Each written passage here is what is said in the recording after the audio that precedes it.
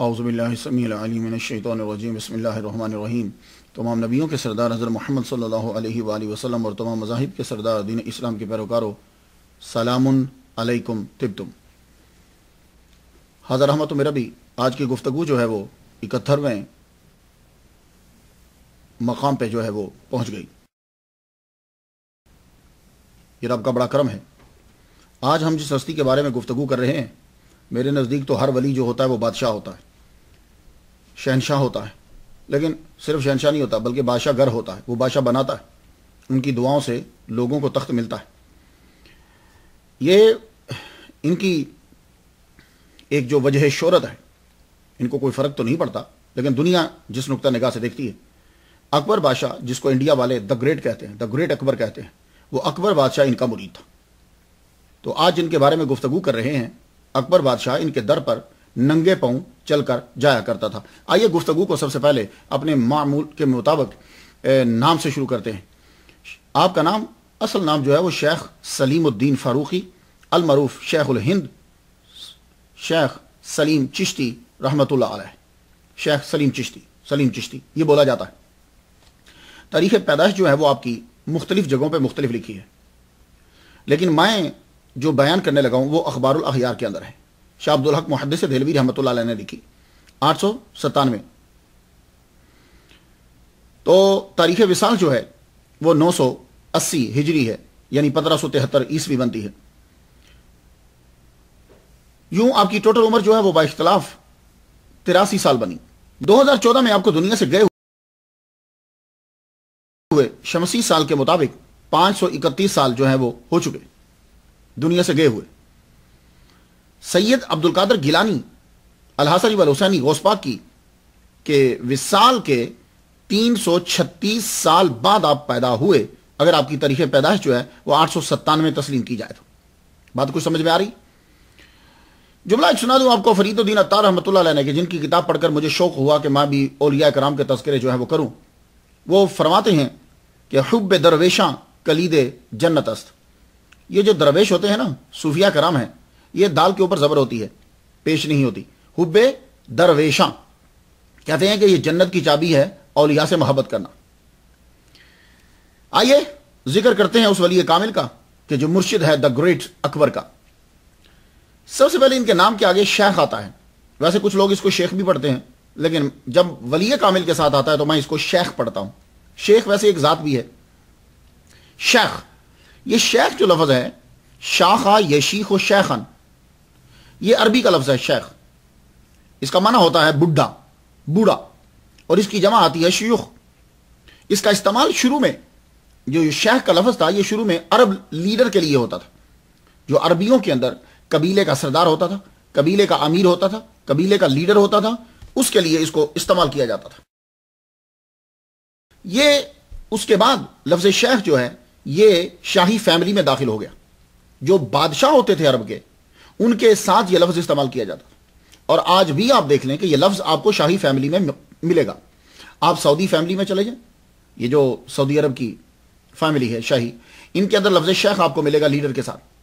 اس کے بعد آپ کویت جو ملک ہے، اس کی جو فیملی ہے شاہی، اس کے اندر دیکھیں، وہ جو اس کے ارکان ہیں، ممبر ہیں، اس کے اندر یہ لفظ آپ کو ان کے نام کے ساتھ ملے گا۔ اس کے علاوہ آپ بڑے حیران ہوں گے کہ لبنان کے اندر عیسائی حکمران جو ہیں، جو جنہوں نے رولنگ کی ہے، اس فیملی کے ساتھ بھی یہ لفظ شیخ لگتا ہے۔ اور پھر ایک اور بات کہ یہ لبنان میں ان لوگوں کو بھی شیخ کا ٹائٹل دیا گیا کہ گورنمنٹ عثمان امپائر، عثمانیہ سلطنت عثمانیہ تھی نا، مسلمانوں کی حکومت تھی، سعودی عرب پہ بھی تھی، یہ جتنے مڈل ایسٹ ہیں، مکہ مدینہ، یہ ساری، یہ سب ان کے انڈر میں تھا۔ تو وہ ان کے ساتھ لڑ کے لبنان جب آزاد کروایا، غور سے سنیے گا، لڑ کر آزاد کروایا، تو جو لوگ عثمان امپائر کے ساتھ لڑے تھے، ان مجاہدوں کو بھی شیخ کا ٹائٹل دیا گیا۔ کچھ بات سمجھ میں آ گئی؟ کہ عثمان امپائر، مسلمانوں کو جنہوں نے مارا تھا، ان کے ساتھ بھی شیخ کا ٹائٹل ان کو دیا گیا۔ پھر یہ لفظ شیخ جو ہے وہ شاہی فیملی سے نکل کر علمی دنیا میں داخل ہو گیا۔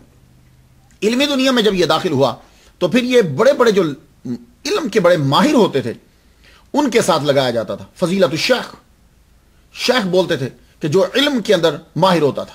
شیخ الحدیث، شیخ القرآن، شیخ التفسیر. تو یہ لفظ شیخ علمی دنیا میں داخل ہوا. پھر جب یہ لفظ ٹریول کرتا کرتا ہندوستان کے اندر آیا تو یہاں آ کر زیادہ تر یہ لفظ اولیاء اور صوفیاء کے ساتھ استعمال ہونے لگے. جو روحانیت کے ماہر ہوتے تھے، جن کا روحانیت کے اندر بڑا مقام ہوتا تھا، ان کو تعظیماً جو ہے وہ لفظ شیخ، ٹائٹل شیخ کا دے دیا جاتا تھا. کچھ آپ کی سمجھ میں آیا؟ میں ایک دفعہ فرہنگ آصفیہ پڑھ رہا تھا، اچھی کتاب ہے، لکھنے والے بھی سید ہیں اور بڑے زبردست عالم ہیں. انہوں نے لکھا کہ شیخ جو ہے یہ اسے کہا جاتا ہے، اس بوڑھے آدمی کو کہا جاتا ہے، وہ عمر کے لحاظ سے گفتگو کر رہے ہیں، کہ جو 50 سے اوپر کا ہوتا ہے اور 80 سے نیچے کا ہوتا ہے. یہ انہوں نے عمر کے لحاظ سے گفتگو کی. لیکن میں آپ کو بتا دوں کہ میرے نزدیک اور تصوف کے اندر شیخ اس کو کہا جاتا ہے جو پاؤں کی ٹھوکر سے مردے کو زندہ کر دے. اب وہ مردہ دل ہو یا مردہ جسم ہو، یہ دونوں چیزیں ولی کامل کے پاس ہوتی ہیں. وہ مردہ دل ہو یا مردہ. اب دیکھیے جیسے شیخ عبد القادر گیلانی، یہ لفظ شیخ کا دبدبہ سمجھ میں آتا ہے نا. ایک تو عمر کے لحاظ سے بھی شیخ ہوئے، علم کے لحاظ سے بھی شیخ ہوئے، اور پھر اوپر سے مردے کو زندہ کیا، مردہ دلوں کو زندہ کیا.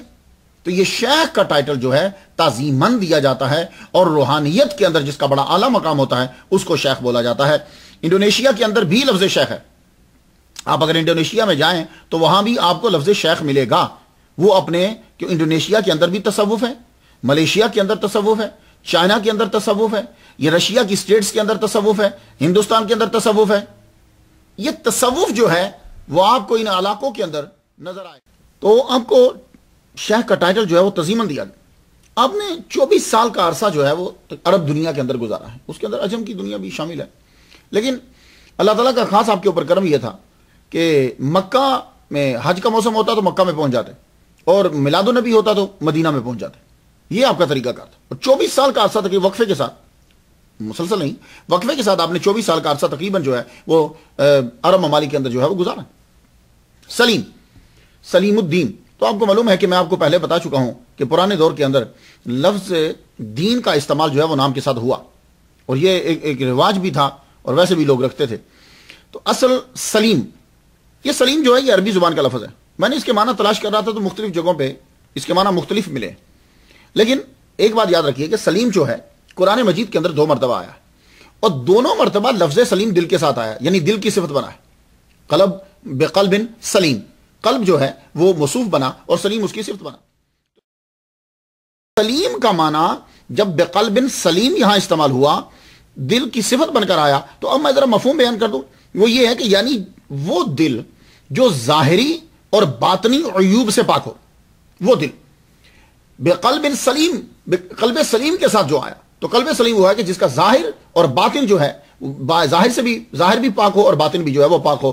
تو میں کہتا ہوں کہ اس میں بامسمہ ہے شیخ الہند شیخ سلیم چشتی رحمۃ اللہ علیہ کہ واقعی وہ سلیم ظاہر بھی پاک اور باطن بھی پاک آپ کا. اللہ اکبر جل شانہ. اور آپ کے نام کے ساتھ فروقی آتا ہے. یہ فروقی جو ہے وہ آپ کی حسب نسب، آپ کے شجرہ کی طرف اشارہ کرتا ہے. آپ حضرت عمر فاروق رضی اللہ تعالیٰ عنہ کی اولاد سے ہیں. تو یہ کیسے پتا چلا؟ تو شجرے میں جانے کی ضرورت ہی نہیں ہے. ہمارے پاس سب سے بڑی زبردست دلیل یہ ہے کہ شیخ سلیم چشتی رحمۃ اللہ علیہ بابا فرید الدین گنج شکر رحمۃ اللہ علیہ کی اولاد میں سے ہیں. اب بابا فرید الدین گنج شکر رحمۃ اللہ علیہ جو ہیں وہ حضرت عمر فاروق رضی اللہ تعالیٰ عنہ کی اولاد سے ہیں، وہ فروقی ہیں. تو جب یہ ان کی اولاد ہوئے تو پھر ظاہر ہے کہ یہ فروقی ہیں. تو فروق جو ہے، لفظ فروقی یہ اشارہ کرتا ہے اس جانب کہ شیخ سلیم چشتی رحمۃ اللہ علیہ جو ہیں ان کا خاندان جو ہے اس کا شجرہ نسب حضرت بابا فرید الدین گنج شکر رحمۃ اللہ علیہ سے ہوتے ہوئے حضرت عمر فاروق رضی اللہ تعالیٰ عنہ سے جا کر ملتا ہے. اس کے بعد آ جاتا ہے لفظ چشتی. لفظ چشتی آپ نے بڑا سنا، انڈیا والے تو بہت جانتے ہیں، دیوانے ہیں معین الدین چشتی. لیکن ہم جاننا یہ چاہتے ہیں کہ یہ لفظ شروع کہاں سے ہوا، کہاں سے شروع ہوا. تو یہ یاد رکھیے کہ چشتی جو ہے یہ یا تو نسبتی ہے. چشت اصل میں ایک شہر کا نام ہے. یہ کسی دور کے اندر تصوف کا مرکز ہوتا تھا. بلکہ مجھے تو یہ کہہ دینا چاہیے کہ چشت جو ہے، یہ چشت جو ہے یہیں بڑے بڑے چشتیہ سلسلے کے بانی اور امام جو ہیں وہ یہاں ان کا اجتماع، یہاں یہ ان کا گڑھ تھا. اب یہ چشت ہے کہاں؟ افغانستان. موجودہ دور کے اندر افغانستان کا ہرات سے 177 کلومیٹر ایسٹ کی طرف جائیں تو یہ آپ کو چھوٹا سا شہر ملے. آج اگر آپ جائیں گے تو قبرستان ملے گا. قبرستان ملے گا، 2 گنبد ملیں گے اور وہ بھی ٹوٹے ہوئے ہیں. لیکن ان سے یہ پتہ چل جاتا ہے کہ کبھی یہاں علم کا مرکز ہوتا تھا، کبھی یہ جگہ جو ہے وہ تصوف کا گڑھ ہوتا تھا۔ تو سب سے پہلے لفظ چشتی کس نے استعمال کیا؟ یہ یاد تو ہونا چاہیے۔ سب سے پہلے یہ لفظ چشتی جو ہے نام کا حصہ بنا، صفت نسبتی بنی، حضرت پیر طریقت راہبر شریعت ابو اسحاق شامی رحمت اللہ علیہ۔ ابو اسحاق شامی رحمت اللہ علیہ یہ اصل میں شام کے رہنے والے تھے۔ شام کسے کہتے ہیں؟ پرانی کتابوں میں جب شام آئے تو سمجھ آئیں کہ اس کا معنی جو ہے وہ سیریا ہے، آج کے دور میں اس کا نام سیریا ہے۔ تو آپ سیریا کے رہنے والے تھے، وہاں سے آپ بغداد آئے۔ جب آپ بغداد آئے تو بغداد آ کر خواجہ ممشاد الو دیناوری ان کی آ کے آپ نے بایعت کری۔ جب آپ نے بایعت کی تو ابو اسحاق شامی رحمۃ اللہ علیہ زبردست عالم دین، قرآن اور حدیث کے ماہر، تو ممشاد رحمۃ اللہ علیہ نے آپ کو دیکھتے ساری کہا تمہارا نام کیا ہے، تاکہ لوگوں کو معلوم ہو جائے۔ میرا نام جی ابو اسحاق شامی ہے۔ آپ نے فرمایا آج سے شامی نہیں، آج سے تمہارا نام ابو اسحاق چشتی ہے۔ تم جاؤ افغانستان، وہاں کے علاقہ چشت میں جاؤ اور وہاں کے لوگوں کو جا کے فیض پہنچاؤ، وہ لوگ جو ہیں وہ تم سے فیض حاصل کریں گے۔ تو آپ بغداد سے افغانستان کو چلے اور وہاں جا کر علاقہ چشت میں آپ نے جو ہے وہ قیام کیا اور اپنا فیض جو ہے وہ لوگوں کو دیا۔ اب آپ ذرا سن لیجئے کہ یہ جو چشتی ہیں یہ کہاں سے چلے۔ ابو اسحاق چشتی، ان کے مرید ہوئے خواجہ ابو احمد چشتی، ان کے خلیفہ خواجہ ابو محمد چشتی، ان کے خلیفہ خواجہ ابو محمد یوسف چشتی، ان کے خلیفہ خواجہ مودود چشتی، ان کے خلیفہ حاجی شریف چشتی، ان کے خلیفہ خواجہ عثمان ہرونی رحمۃ اللہ علیہ، جن کو آپ عام میں ہم بول جاتے ہیں خواجہ عثمان ہارونی، تو خواجہ عثمان ہرونی رحمۃ اللہ علیہ، ان کے خلیفہ خواجہ معین الدین اجمیری چشتی رحمۃ اللہ علیہ، ان کے خلیفہ خواجہ قطب الدین بختیار کاکی رحمۃ اللہ علیہ، ان کے خلیفہ بابا فرید الدین گنج شکر رحمۃ اللہ علیہ، ان کے خلیفہ خواجہ نظام الدین اولیاء رحمۃ اللہ علیہ، ان کے خلیفہ خواجہ نصیر الدین چراغ دہلی۔ تو یہ چشتیہ کا سلسلہ میں نے آپ کو بتا دیا، کچھ سمجھ میں آ گئی؟ تو اس چشت سے پھر آگے یہ سلسلہ ہی بن گیا چشتیہ۔ چشتی جو اس کے فالوور تھے وہ اپنے نام کے ساتھ چشتی لکھنے لگے، تو جیسے قادریہ، سہروردیہ، کبراویہ ہے، بڑے بڑے مشہور تو خیر قادریہ ہے، سہروردیہ ہے، نقشبندیہ ہے، اس کے برابر میں یہ مشہور جو ہیں یہ چار ہی بڑے ہیں چشتیہ۔ تو وہاں سب سے پہلے ابو اسحاق چشتی رحمۃ اللہ علیہ کے ساتھ، شامی کے ساتھ چشتی لگا، اور پھر اس کے بعد جب یہ لفظ مشہور ہوا تو خواجہ معین الدین اجمیری چشتی رحمۃ اللہ علیہ نے آ کر انڈیا میں اس کو دوام جو ہے وہ بخشا، مشہور ہوئے۔ پھر اس کے بعد خواجہ قطب الدین بختیار کاکی رحمۃ اللہ علیہ کے بعد نظام الدین، تو آگے پھر انہی سے شاخیں جو ہے وہ نکلتی گئیں۔ تو کچھ آپ کو سمجھ میں آ گیا، چشتی کے بارے میں پتہ چلا۔ تو سلیم الدین شیخ الہند شیخ سلیم چشتی رحمۃ اللہ علیہ یہ بھی چشتیہ سلسلے میں ہی بایعت تھے، اس لیے آپ کے نام کے ساتھ جو ہے وہ چشتی لگا، اور ویسے بھی بابا فرید الدین گنج شکر سے خاندانی تعلق ہے تو چشتی ویسے بھی۔ اب آ جائیے یہ چشتیہ سلسلہ ہے کیا، میں تھوڑی تھوڑی باتیں کچھ کرتا جاتا ہوں۔ یہ چشتیہ سلسلہ کی ایک خاصیت یہ ہے، اس کے اندر دونوں چیزیں ہوتی ہیں، دونوں چیزیں، وہ کیا؟ جذب بھی ہوتا ہے، ہوش بھی ہوتی ہے، ان کے اندر ہوشیاری بھی ہے اور مستی بھی ہے، دونوں چیزیں ان کے اندر ہے۔ اور چشتیہ کے اندر یہ دیکھیں، یہ جو ہم باتیں کرتے ہیں یہ اصل کی کرتے ہیں، اگر کسی کی آپ مثال دیں جی اس کے اندر تو یہ بات پائی نہیں جاتی، تو یہ فرع پہ بات ہم نہیں کر رہے، ہم کہتے ہیں کہ جو بنیاد بنائی گئی تھی، جو اصول تھے، اس میں کیا تھا۔ تو چشتیہ جو ہوتے ہیں، چشتیہ سلسلے کی خاصیت جو ہے وہ یہ ہے کہ ان کے اولیاء صوفیاء جو ہیں وہ سب سے پہلے آداب سکھاتے ہیں، تواضع، اور تمام اخلاق حسنہ جتنے ہیں اس کے یہ اس قدر خوگر ہوتے ہیں، اس قدر حامل ہوتے ہیں کہ کوئی قوم ان سے نفرت نہیں کرتی اور یہ کسی قوم سے نفرت نہیں کرتے۔ اب اس کی مثال جو ہے وہ دینا چاہوں گا میں کہ یہ سب سے محبت کرتے ہیں، کوئی قوم ان سے نفرت نہیں کرتی۔ اس کی مثال میں سکھ ازم کے بانی، کہ جن کو سکھ جو ہیں وہ اپنا بانی مانتے ہیں، بابا گرو نانک سے دینا چاہتا ہوں۔ آپ کو معلوم ہے کہ بابا گرو نانک کی زیادہ تر بیٹھک جو ہے وہ کن کے ساتھ رہی؟ چشتیہ سلسلے کے ساتھ رہی، اس کے ساتھ بہت زیادہ بیٹھک رہی آپ کی ان کے ساتھ، اور انہی سے آپ نے فیض بھی پایا ہے۔ جب میں نے یہ سنا کہ بابا گرو نانک وہ بابا فرید الدین گنج شکر رحمۃ اللہ علیہ کے جو بابا فرید دوسرے ہیں، فرید ثانی جو ہیں، ان کے پاس بیٹھتے رہے، ان سے گفتگو ہوتی رہی اور وہ صوفیاء اکرام کے پاس بیٹھا کرتے تھے، پھر مجھے شوق پیدا ہوا کہ میں بابا گرو نانک کے بارے میں جانوں۔ اس کے لیے پھر کیا ہوا کہ میں क्योंकि असल तालीम पता चल सकती है कि जब उसका फॉलोअर जो है वो बताए।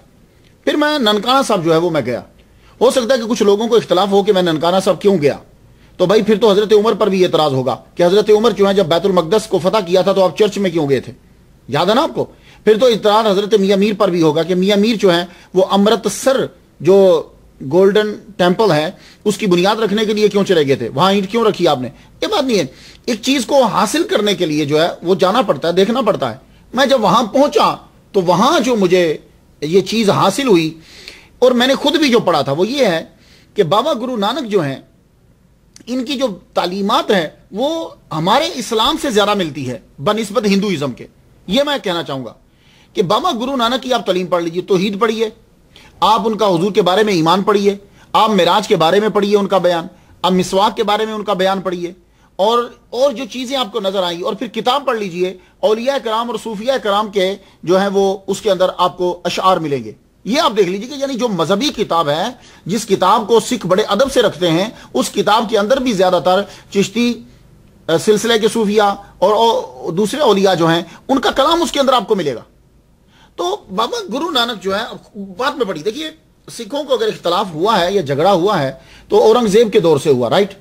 औरंगजेब ने जो किया, अब मुझे मालूम नहीं, मैं उस दौर में था नहीं, लेकिन अगर ये कहो कि उसने कत्ल किया है तो फिर औरंगजेब ने तो अपने भाई को भी कत्ल करवाया है, अपने बाप को भी जेल में रखा था। औरंगजेब ने तो सरमद को भी फिर शहीद करवाया था। औरंगजेब का तो और फिर मजहब, फिर उनको छोड़ो, पूरे मुगल कौम जो है उन्होंने कितने बंदों को, हिंदुस्तानियों को मारा है, पूरी मुगल ने कितनों को मारा। सिर्फ आप किला चित्तौड़ को देख लीजिए, चित्तौड़गढ़ कला चित्तौड़ जो है, इसके अंदर जब सुरंग खोदी गई थी, आपको मालूम है कि 2 सुरंगें खोदी गई थी। वो सुरंग इतना अरसा लगा उसको खोदने का, फिर उसके अंदर उसको फाड़ने के लिए, वो बुनियाद को तोड़ने के लिए जब उसके अंदर बारूद रखा गया, एक का फीता छोटा था और दूसरे का फीता बड़ा था, वो छोटा फीता जो है वो जल्दी फट गया। अब ये अंदर चले गए, जो ही ये तेजी से अंदर दाखिल हुए तो वो दूसरा फीता देर से फटा। वो जब फटना था तो सैकड़ों फौजी जो हैं वो अकबर बादशाह के सैकड़ों फौजी जो है वो मारे गए, शहीद हो गए। अब शहीद बोले जो भी आप कहें, तो कितने बंदे मरे। तो आखिर में फिर देखा जी इन लोगों ने यहां आकर कत्लो गारत की थी, आखिर में बहादुर शाह जफर के बेटे भी वही सर तन से जुदा करके उसके सामने जो है वो रख दिए गए। ये मैं हिस्ट्री की बात कर रहा हूं आपको कि कम इन्होंने भी नहीं की थी। तो वैसे अगर सिख जो है वो जितने हैं वो सब अगर गौर से देखें, इस बात को देखें कि उनके बानी के अकायद जो हैं वो ज्यादातर हिंदुओं के साथ नहीं मिलते, वो मुसलमानों के साथ मिलते हैं। बाबा गुरु नानक जो है वो मक्का में गए, बाबा गुरु नानक जो है वो मदीना में गए। बाबा गुरु नानक को जो है उनका जो जुब्बा है, आप ये क्लिप जो है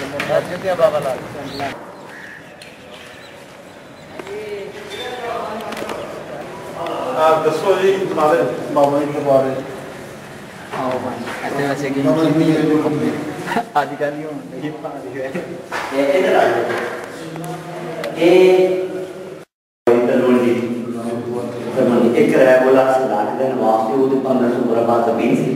बाबा जी ने जो वापसी मजाक को करते सी उन्होंने पढ़वा दिया। फिर बाबा जी ने माँ बाप इतने रहते एक अमल जब फिर बाबा जी पहले नाम रखे नानक दा आना, जिन्हों अपन सिख धर्म में पहले गुरु पैदा हुए, पहले मकान बाद में गुरुद्वारा बना था। जो पता लगा कि इलाही नूर में, फिर बाद में गुरुद्वारा बना। सही है, दास हाँ जी उस वक्त वैसे लिखना नहीं चाहिए, लेकिन हर बंदा अपने जमीन को किसी दूसरे को खरीदा नहीं सकता, लेकिन जो चीज करनी ना वो जिवें ता इस्लाम को लिखा है कि सच्चे दे कभी न पता ना लगे कभी सही पता है। एक निजाम पे कोई खावा है मेरे 28 साल तक सरत हो गए, 35-36 साल हो गया है। तो बाबे बोले क्या झाले ना कि मैं नहीं हूँ मेरे मुफ्ती दूसरा ਜਦੋਂ ਗੰਜੇ ਸ਼ਕਰ ਮੀਆਂ ਮੀਰ ਖੁਦ ਅੰਮ੍ਰਿਤਸਰ ਗਏ ਨੇ। ਦੇਖੋ ਜੀ ਨੇ ਸੰਗ ਬੁਨਿਆਦ ਰਖਵਾਈ ਸਰਕਾਰ ਤਾਂ ਇੱਕ ਹਿੰਦੂ ਦੇ ਘਰ ਪੈਦਾ ਹੋਏ ਨਾ ਬਾਬਾ ਗੁਰੂ ਨਾਨਕ ਸਰਕਾਰ, ਜਿਹੜੀ ਗੁਰੀ ਸੀ ਨਾ ਇਹ ਤਾਂ ਗੁਰੂ ਗੋਬਿੰਦ ਸਿੰਘ ਦੇ ਚੱਲੀ ਜਾ ਕੇ ਪਹਿਲਾਂ ਸਰਕਾਰ ਤੇ ਹਿੰਦੂ ਵੀ ਮੰਨਦੇ ਸੀ, ਮੁਸਲਮਾਨ ਵੀ ਮੰਨਦੇ ਸੀ। ਬੜੀ ਮਿਰਾਜ ਦੀ ਬੜੀ ਤਾਰੀਫ ਕੀਤੀ, ਕੁਰਾਨ ਦੀ ਬੜੀ ਤਾਰੀਫ ਕੀਤੀ, ਮੈਂ ਪੜ੍ਹਦਾ ਰਹਿੰਦਾ। ਸਰਕਾਰ ਫਰਮਾਉਂਦੇ ਸੀ ਬਾਜ ਮੁਹੰਮਦ ਨਾਨਕਾ ਭਗਤੀ ਹੈ ਹਰਾਮ, ਤੇ ਮੁਹੰਮਦ सल्लल्लाहु अलैहि वसल्लम तो इबादत हराम है। लेकिन हूँ कई लोग जो है बराबर जिंदा बनेंदा मारा का गुस्सा मन बनता पड़े यानी कि सारे अंदर आके ना उन्हें केड़ा नहीं मिल सकते। ਤੇ ਕਹਿੰਦੇ ਨੇ ਬਾਬਾ ਜੀ ਦੇ ਜੁੱਬੇ ਦੇ ਉੱਤੇ ਕੁਰਾਨ ਲਿਖਿਆ ਹੁੰਦਾ ਸੀ। ਉਹ ਹੈ ਜਦੋਂ ਖਾਨੇ ਕਾਬੀ ਗਿਆ ਸੀ ਨਾ 3.5 ਸਾਲ ਰਿਹਾ ਸਾਊਦੀ ਅਰਬ। ਫਿਰ ਉਸ ਵਕਤ ਹੁਕਮਰਾਨ ਸੀ ਉਹ ਕਿਸੇ ਨੇ ਦੱਸਿਆ ਉਹਨੂੰ ਇੱਕ ਵਜ਼ੀਰ ਆਇਆ ਉਹ ਕੀ ਸੁਬਤਾ ਚੋਲਾ ਪਾਇਆ ਨੇ ਕਮੀਜ਼ ਤੇ ਉਹਦੇ ਦੇ ਪਿੱਛੇ ਲਿਖੀ ਕੁਰਾਨ ਮਜੀਦ ਦੀ ਹਯਾਤ ਉਹ ਬਿਲਕੁਲ ਗੱਲ ਸਹੀ ਹੈ। ਮੈਂ ਆ ਕੇ ਹਾਂ ਮੇਰੇ ਕੋਲ ਪਿੱਛੇ ਲਿਖੀ ਸੀ ਹਯਾਤ ਲਿਖੀ ਸੀ चोला उन्होंने लोगों ने उस वक्त सऊदी अरब हुक्मराना ने उन्होंने किया कि यार इनको चोला ला दो कि मजहब आएगा वो खाने का भी गए सन मक्के मदीने में गए सन लेकिन ला दो पूरी दुनिया ने ताकत इस्तेमाल की थी लेकिन चोला नहीं ला सके क्यों जिद्दी नाल प्यार है वो ना मारे तो कौन मारेगा। वो चोला किथे वो चोला है फिरोजपुर गुरुद्वारे फिरोजपुर इंडिया मैनू किसी दस्या तुसी सर किथे रहंदे हो। मैं लाहौर रहना वा लेकिन मैं 2 साल बाद आया मैं अमेरिका 14 साल तो मैं उत्थे लेक्चर देना। अच्छा ते मुसलमान इन्होंने रोलवा पाया ना सिखा ने कि साडे ने मुसलमान कहते साडे ने असि दबकाउना हिंदू सिखां सारे जलाउना फिर वो दूजी रूप च आ गया पूछे क्यों लड़दे मारदे पर ये शक्ल कर साइड है जी उत्थे करतार मुसलमान कहने से दबाना चाहते हिंदू सिखां जलाउना चाहते दोवां ने गल सुनी उनके इदा करो तुसी कपड़ा चुको जब चादर चुकिया ना चादर जेडी कपन की चादर होंगी वो चुके वो ताले 2 पोलों के हार सन आप चले गए जिंदा उनकी दो कराओ आधे मकबरा बनाओ आधे ले जाओ गुरुद्वारा ये भी दुनिया नहीं होती एक कोई खाली समय के अद्धे अच्छे ने ਤੁਹਾਡੇ ਨਨਕਾਣਾ ਸਾਹਿਬ नहीं उधर गुरुद्वारा भी है करतारपुर शकरगढ़ रोड मुसलमान ना रो हम नहीं चाहेंगे बुलाने ऐसे कहेंगे नहीं कि कोई बुरा करेंगे पूछने के लिए जो है मैं गया तो बाबा गुरु नानक अब देखिए सिख अक्सर जो है वो क्या करते हैं रब का नाम लेते हैं। तो ये रब क्या है हर नबी ने जब भी दुआ मांगी कुरान मजीद पढ़ के देख लीजिए उन्होंने इस रब के लफ्ज को जो है वो इस्तेमाल किया। तो चिश्तिया सिलसिले के अंदर एक खासियत आपको ये मिलेगी कि ये लोग जो हैं इस कदर अखलाक हसना के हामिल होते हैं कि कोई कौम इनसे नफरत नहीं करती या किसी से नफरत नहीं करते। इनका सिर्फ मसलक ये होता है कि वो सब के अंदर अपना मैसेज पैगाम जो है वो पहुंचाएं मोहब्बत उनके अंदर पैदा करें और लोग जो है वो उसको माने कि जिसके पास 99 हिस्से रहमत है उसको माने ये होता है। तो और वैसे भी सिखिज्म जो है अगर आप इस पे गौर करें तो आपको मालूम पड़ेगा कि ज्यादातर असरात भी ये चीजें इनके अंदर आपको मिलेंगी तो चिश्तिया सिलसिले की मिलेंगी। अभी बाबा गुरु नानक जब अपने घर से चले थे ननकाना साहब से घर से चले तो आपको मालूम है जो इनके साथ बंदा था वो आपको जब कभी आप बैठते थे तो वो आपको गाकर कलाम भी सुनाया करता था ये बात जा रही। और ये चिश्तिया सिलसिले के अंदर है चिश्तिया सिलसिले के तो अपने कव्वाल होते हैं जो बादशाह होते हैं कलाम जो है वो पढ़ते हैं जिसमें अल्लाह रसूल का जिक्र होता है। तो इसलिए मैं जितने भी सिख हैं ये सिख जितने पैरोकार हैं फॉलोअर्स हैं मैं इन्हें चाहूंगा कि आप अपनी किताब को जरा देखिए और बाबा गुरु नानक की तालीम को देखिए। बाबा गुरु नानक के अकायद जो हैं वो मुसलमानों से ज्यादा करीब मिलता है। यही वजह है कि बाबा गुरु नानक बकौल दिलावर सिंह के मैं जब ननकाना साहब गया तो उन्होंने मुझे बताया कि जब बाबा गुरु नानक का विसाल हो गया तो उस वक्त मुसलमानों में और इनमें झगड़ा हो गया। ये क्यों झगड़ा हुआ था तो फिर बाबा गुरु नानक का जस्ते अनवर गायब क्यों हो गया था। तो प्लीज आप जरा इस पर गौर कीजिए। तो इसीलिए जब मैं स्टडी करने लगा तो मुझे मालूम पड़ा कि थॉमस पाट्रिक डिक्शनरी ऑफ इस्लाम इसने किताब लिखी है 1884 में इसने लिखी थी। तो वो कहता है कि बाबा नानक मुस्लिम सूफी है। ये मैं थॉमस की बात आपको बता रहा हूं भाई मुझे डर भी लगा रहता ना अपने सुनने वालों से क्योंकि एतराज जो है वो फौरन जड़ देते हैं। तो ये नहीं कोई आदमी देखता कि यार इस बंदे ने बाकी कितनी मेहनत की होगी। वो अगर कोई एक रिसर्च में तहकीक में इधर उधर हो जाता है तो वो फौरन उसको पकड़ के खूब खंगालते हैं।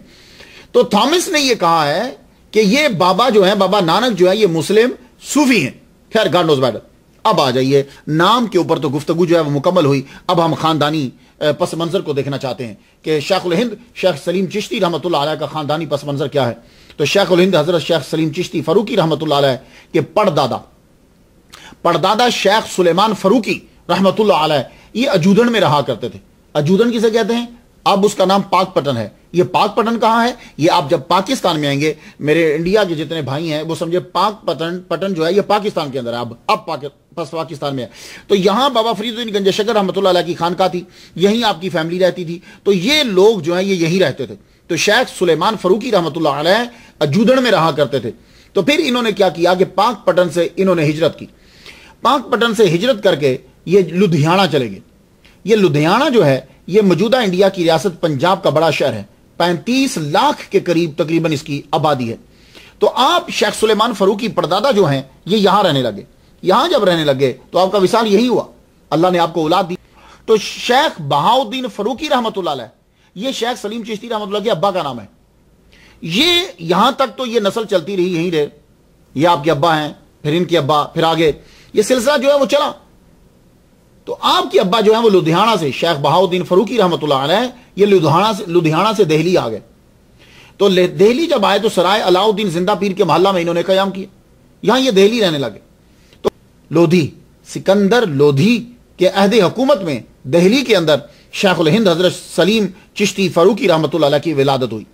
तो अखबारुल अखयार जो है, आशिक मुस्तफ़ा दीवाना गौसुल वरा शाह अब्दुल हक मुहद्दिस दहलवी रहमतुल्लाह अलैह ने लिखा है कि आप 897 हिजरी में पैदा हुए, यानी 1491 बनता है ईस्वी। तो ये जो तारीख है ना, ये इस बात से मैच करती है कि आप सिकंदर लोधी के अहद हुकूमत में पैदा हुए। वैसे किसी ने 877 भी लिखी है। 870 हिजरी में लोधी तो था मगर सिकंदर लोधी नहीं था, क्योंकि सिकंदर लोधी का दौरे हुकूमत शुरू होता है 1489 में शुरू होता है, यानी 1489 में। तो आप शेखुल हिंद शेख सलीम चिश्ती रहमतुल्लाह अलैह जब पैदा हुए तो किसी तरह आप जमीन पे गिर गए, हाथ से छूट गए या कुछ हुआ होगा, जमीन पे गिरे तो कोई दाना था, और मेरे आइडिया के मुताबिक चने का दाना होगा। वो दाना जो है वो आपकी पेशानी में चुभ गया, क्योंकि चने का जो दाना होता है उसका एक सिरा सा होता है, नोक सी होती है, वो चुभा। तो आप फरमाते हैं कि मुझे बड़ी दर्द हुई, शदीद दर्द हुआ मुझे, और निशान जो है वो उसका आखिर दम तक आपकी पेशानी के अंदर रहा। तो ये जो पेशानी पे निशान था, ये जाहिर है कि चने जितना कोई दाना हो तो ही निशान रह सकता है बड़ा। और वो दाना जब अंदर गया तो जब जवानी में जब खान का जो है वो अरूज पर थी, किसी ने इस निशान के बारे में सवाल कर दिया कि ये आपको जो निशान है ये कैसा है। तो बस उस वक्त मौज में थे तो गुफ्तगू कर दी, अपने बैठे हों तो गुफ्तगू हो जाती है, तो सीकरी में थे आप। तो जब किसी ने निशान के बारे में कहा तो आपने फरमाया ये दाना जब मुझे बचपन में चुभा था, मुझे बड़ा दर्द हुआ, बड़ी तकलीफ हुई मुझे, मेरा मन चाहा कि मैं इसको निकाल दूं मैं इसको हटाऊं। तो अब देखो विलादत के ऐन, तो फरमाने लगे कि लेकिन फिर मैंने हाथ रोक दिया कि शोर बरपा ना हो जाए।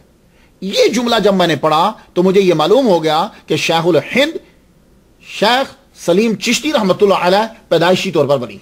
तो इसलिए फतेहपुर सीकरी में रहने वालों, तुम लोग बड़े खुश नसीब हो कि तुम्हें वहां फातिहा पढ़ने का मौका मिल जाता है, और वहां जाकर फातिहा पढ़ने वालों बड़े खुश नसीब हो तुम। इस वाक्य से मालूम हुआ कि यह पैदाइशी वली, कि यानी बचपन का वाक्य आपको याद है और आप चाहते हैं कि मैं अपना हाथ उठाऊं और खुद अपनी पेशानी से उस दाने को निकाल दूं, लेकिन आपने कहा शोर बर्पा हो जाएगा, वैसे ही लोगों को पहले से खबर हो जाएगी, छोड़ दो इसको। अल्लाह अकबर जल्ला शान। तो आपकी उम्र 9 साल हो गई। 9 साल जब हुई तो आपकी फैमिली आप समेत सीकरी में चलेगी। अभी उसका नाम सीकरी है, ये एक गार है कोहे अरबली के अंदर, और ये पहाड़ी सिलसिला है। अभी भी आप देखेंगे जो खानकाह बहुत ऊंची जगह के ऊपर है। यहां आपके वालिदैन का विसाल हो गया। जब विसाल हुआ, अब आपके बड़े भाई जो हैं शेख मूसा फरूकी, वो आपको पालने लगे, आपकी परवरिश करने लगे। वो शादीशुदा थे लेकिन उनके यहां औलाद नहीं थी, तो जिसके यहां औलाद ना हो वो दूसरे के बच्चों को जरा प्यार ज्यादा कुछ करता है, ज्यादा ही करता है। तो इनसे प्यार करने लगे, बड़ी मोहब्बत करते, इनको पढ़ाया। और एक बात और आपको बता दूं कि वो खानदान हिंदुस्तान के अंदर जब ये मुगलिया हुकूमत है या दूसरों की हुकूमत थी, जो बाहर से आते थे ना, वो खानदान अपने दबदबे को बराबर रखने के लिए और अपनी रवायात को बरकरार रखने के लिए वो अपने बच्चों को बुनियादी तालीम जो है वो जरूर दिलवाया करते थे। और इसलिए कुरान का हाफिज होना, अरबी का जानना, फारसी का जानना, बुनियादी बुक्स को पढ़ना, ये जो है ये लाजमी थे और घर के अंदर ही चला करते थे। क्यों? इसलिए कि ये लोग खुरासान से, इराक से, ईरान से, इन इलाकों से, आज़रबाईजान से, इन इलाकों से आते थे। तो ये बाहर के जो लोग होते थे ये बड़े पक्के मुसलमान होते थे। तो यहां आकर भी अपनी रवायात को बरकरार रखने के लिए या अपने बच्चों को कुरान, हदीस, कुरान का हाफिज ये जरूर बना देते थे। और अभी भी ये बात याद रखें, जो लोग आज के दौर में बाहर आते हैं, ये देखो मैं आपको बड़ी मिसाल देने लगा हूं, कनाडा में सिख जाते हैं, बहुत ज्यादा सिख हैं, और अमेरिका के अंदर हिंदुस्तानी आते हैं। ये जहां मैं रहता हूं यहां केरला के बहुत सारे लोग हैं, यहां तमिल के भी लोग हैं बहुत सारे। तो ये लोग क्या करते हैं, ये हिंदुस्तान के लोग, ये जो कैनेडियन जो सिख हैं, ये चाहते हैं कि हमारे बच्चे उन्हीं चीजों को अपनाएं जो चीजें हमारी हैं। उसके लिए फिर वो क्या करते हैं, मौलवी ढूंढते हैं जो मुसलमान हैं, और पंडित ढूंढते हैं जो दूसरे लोग हैं, गुरुजी ढूंढते हैं जो सिख हैं, ताकि हमारा बच्चा उन्हीं रवायात के अंदर रहे। तो वो बड़ा ध्यान देते हैं इस पर। آج کل تو خیر یہ دھیان بھی ختم ہوتا جا رہا ہے، کیونکہ اس لیے کہ صرف ماں کچھ نہیں، باپ کچھ نہیں کر سکتا، 3 کا ملنا ضروری ہوتا ہے، تب جا کے بچے کی پرورش صحیح ہوتی ہے۔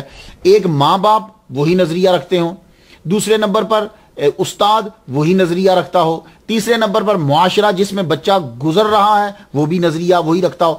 3 کے نظریے جب ملتے ہیں تو بچہ جو ہے وہ صحیح ہو سکتا ہے۔ ان تینوں میں کوئی ایک بھی خراب ہوگا تو بچہ جو ہے وہ اس طرح پرورش نہیں پا سکے گا جیسے آپ چاہتے ہو۔ دیکھو اگر ماں باپ مسلمان نہیں ہے، استاد مسلمان ہے، معاشرہ جو ہے وہ کوئی اور ہے، تو بھی خرابی کہیں نہ کہیں ہو جائے گی۔ تو تینوں کا ایک ہی نظریے کا حامل ہونا ضروری ہوتا ہے۔ تو اس لیے آپ اپنے بچوں کا بڑا دھیان دیا کریں، کسی بھی مذہب سے آپ تعلق رکھتے ہو، رسم و روایات کا برقرار رکھنا ضروری ہے۔ خیر یہ ایک سماجی سی گفتگو کی ہے۔ تو سیکری میں جب آپ گئے تو یہ تو قرآن تو آپ نے حفظ کر لیا، ویسے بھی آپ صوفیہ سلسلے خاندان سے تعلق رکھتے تھے۔ جب آپ ذرا بلوغت کو کراس کیا آپ نے، تو ایک دن اپنے بھائی سے کہنے لگے، شیخ موسیٰ سے کہنے لگے، بھائی میں جا کر پڑھنا چاہتا ہوں اور مزید پڑھنا چاہتا ہوں، میں علم حاصل کرنا چاہتا ہوں۔ تو شیخ موسیٰ فاروقی رحمۃ اللہ علیہ رو پڑے، کہنے لگے میں نے تمہیں بیٹوں کی طرح پالا ہے، میرا بیٹا کوئی نہیں ہے۔ ساری محبتوں کا مرکز تھے وہ شیخ موسیٰ، سربراہ کی محبت، بڑے بھائی کی محبت، باپ کی محبت، یہ ساری محبتیں جمع ہو گئی تھی، تو آپ نے بڑے پیار سے پالا۔ تو آپ کی آنکھوں میں بھی آنسو آ گئے، کہنے لگے نہیں مجھے جانا ہے، میں لیکن جاتے ہوئے تمہیں دعا دے جاتا ہوں، آپ فکر نہ کرو، میرے لیے رو مت، میں جاؤں گا اللہ تعالیٰ آپ کو بیٹا عطا فرمائے گا۔ اور یہ آپ کی دعا تھی، اللہ تعالیٰ نے واقعی ہی بیٹا عطا کیا، اور یہ آپ کی کرامت تھی۔ تو آپ وہاں سے چل پڑے۔ وہاں سے جب آپ چلے تو پھر کیا ہوا، آپ وہاں سے سیدھا سرہند آئے۔ سرہند آج کل مجدد الفسانی، اللہ اکبر جل شانہ، مجدد الفسانی کا عرس جاری ہے، پاکستان سے بھی لوگ گئے ہیں، آپ بھی آئے ہیں، وہاں سے سارے جاتے ہیں، ان کے در پر بھی سب جاتے ہیں لوگ۔ اس کو انڈیا والے اچھا پروناؤنس کرتے ہیں سرہند، ہم جو یہ پنجاب والے ہیں یہ سرہند شریف بولتے ہیں، سرہند۔ تو خیر جو بھی اڈاپٹ کر لیا جائے وہ صحیح ہوتا ہے ان کے نزدیک، اگر اپوزٹ میں کوئی اور لفظ نہیں آ رہا۔ تو یہ سرہند جو ہے، آپ یہاں چلے گئے سرہند کے اندر۔ یہ سرہند جو ہے یہ ملک انڈیا کی ریاست پنجاب کے ضلع فتح گڑھ کا شہر ہے۔ آپ یہاں آئے، یہاں آ کر آپ نے ملک العلماء حضرت علامہ مولانا شیخ مجد الدین رحمۃ اللہ علیہ کے حلقہ میں شامل ہو گئے۔ اس وقت ان کا توتی بولتے تھے، بہت بڑے علامہ تھے یہ۔ آپ ان کے درس میں شامل ہو گئے اور وہاں پڑھنے لگے۔ اور جب آپ مدرسے میں داخل ہوئے تو لوگ شیخ سلیم چشتی رحمۃ اللہ کو، اسٹوڈنٹس اور استاد بڑے غور سے دیکھنے لگے۔ جب بچے کے اندر کوئی ایک ڈفرینٹ سی چیز ہوتی ہے اسٹوڈنٹ کے اندر، تو تب بڑے غور سے دیکھتے ہیں۔ اگر کوئی بچہ ہائی اسکول، بڑے اسکول کے اندر تیل لگا کے سر کو چلا جائے تو سارے ہنسنے لگ جاتے ہیں۔ کوئی سیدھا چیر کسی نے نکال لیا، بڑے دھیان سے دیکھنے لگ جاتے ہیں۔ اگر کوئی ٹوپی یا پگڑی پہن کر آ گیا، اب میں جب کالج جاتا تھا تو پگڑی سمیت جاتا تھا، تو سارے دیکھتے تھے۔ تو شیخ سلیم چشتی رحمۃ اللہ علیہ مدرسہ میں جب گئے، یہ مدرسہ ہی نہیں، جب سے آپ جوان ہوئے تھے آپ مجاہدوں والا ڈریس پہنتے تھے، اور کوئی ڈریس آپ پہنتے ہی نہیں تھے۔ یعنی جو لوگ وار کرتے تھے مسلمان، تو جو ان کا ڈریس ہوتا تھا وہی ڈریس پہن کر آپ سوتے تھے، وہی ڈریس پہن کر آپ چلتے تھے۔ آپ کی عادت مبارکہ یہی تھی۔ تو سارے دیکھ کر آپ کو حیران ہونے لگے، تو آپ نے یہ ڈریس کافی عرصے تک یہ پہنے رکھا۔ تو آپ جہاد والا لباس جو ہے وہ ہمہ وقت پہنے رکھتے۔ یہاں آ کر آپ نے ذوق شوق کو اور بڑھایا۔ یہ یہاں آ کر آپ نے قرآن، حدیث، فقہ، ساری چیزوں کو پڑھا، علوم ظاہریہ کی تکمیل کی۔ اور لیکن آپ یہ جو پڑھائی کرتے تھے، اس کے ساتھ ساتھ آپ ایک مزار پہ بھی جایا کرتے تھے۔ اب اس کا پروننسیشن صحیح تو وہی جانیں گے جو وہاں رہتے ہیں، بدھالی قصبہ ہے، کہتے ہیں کہ وہاں جاتے تھے۔ وہاں بدر الدین یا زین الدین ایک بزرگ تھے، ان کی قبر پر بیٹھ کر مراقبہ کیا کرتے تھے۔ اور یہ بڑا ضروری ہوتا ہے۔ یہ جتنے مذہبی لوگ ہیں، آپ میری تقریر جب سنو، اگر آپ پڑھ رہے ہو تو میری بھی یہ عادت تھی، میں جب جامعہ نعیمیہ میں پڑھا کرتا تھا تو جامعہ نعیمیہ کا گیٹ کراس کر کے گیٹ سے نکل کے سڑک کراس کریں تو سامنے نظام الدین، ان کا نام بھی نظام الدین اولیاء ہے، میں ان کے مزار پہ جایا کرتا تھا۔ وہاں میں وظیفہ سارا جا کے وہاں پڑھا کرتا تھا، میری عادت رہی۔ تو یہ بزرگوں کے پاس رہنا، پھر یہ ہوتا ہے کہ ان کی نظر رہتی ہے، آدمی برائیوں سے بچتا رہتا ہے۔ یہ بات یاد رکھیے گا، یہ کوئی شرک نہیں ہوتا، آدمی برائیوں سے بچتا رہتا ہے، اس کا دھیان رہتا ہے ان کی طرف۔